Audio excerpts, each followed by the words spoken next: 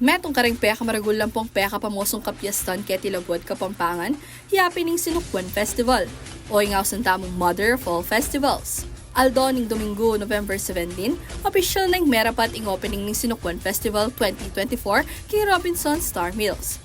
Day 1 na pa mo ning kapyastan, kambing ning mayakit nung makananoy iti kakule ang pong kasigla. Mi patindayag mo naman keti, isanting ang pong legwan dareng Kapampangan, akayabe kay Princesita, Lakan, at Lakambini ning Sinukwan. Kay ba't na ning presentation na rin candidates? May karibon cutting naman king gayak at piblas exhibit nung nuka rin makadisplay laring may ayaliwang imalan agawada rin kabalen designers. Aparti pa kanini, atin mo namang trade fair ang pong art exhibit. Kapang pepakit no manggelingan ng estudyante king drum and lyre competition nung nuka rin may laban-laban laring siyam eskwela, 4 king elementary level at 5 naman king secondary level. Kulturang ama na sukat ipamana. Iniing tema ng Sinukwan Festival para king banwang ngayon. Uling burida ka nung pawaga karing kalupa tamong Kapampangan, nung makananoy akaw laga ing mapasa yung kultura tamong pakamalan karing tutuking henerasyon.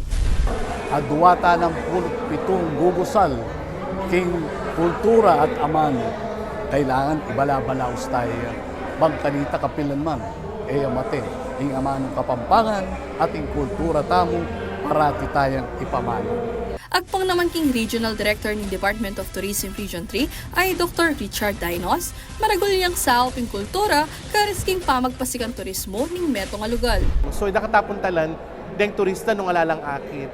So, yung kaya katamong gelingan, yung kaya katamong legwan, yung kaya katamong kasalesayan, yung kaya katamong natural heritage, pamanang day, ang po yung kaya katamong cultural heritage.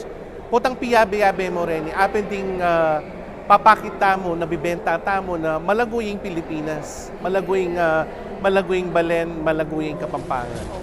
Kultura pong tradisyon mo naman kano, ing mamye identity king labwat Kapampangan.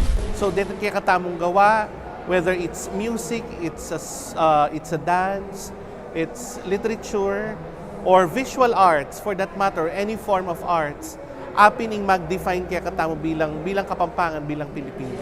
Para karang bisang tumagon, manalbe ang pong makasayaking Sinukwan Festival. Dakal pang exciting activities ing malyari yung paniglon. Manibat king Marquez, November 19 hanggang November 30. Ashley Punzalan, CLTV 36 News.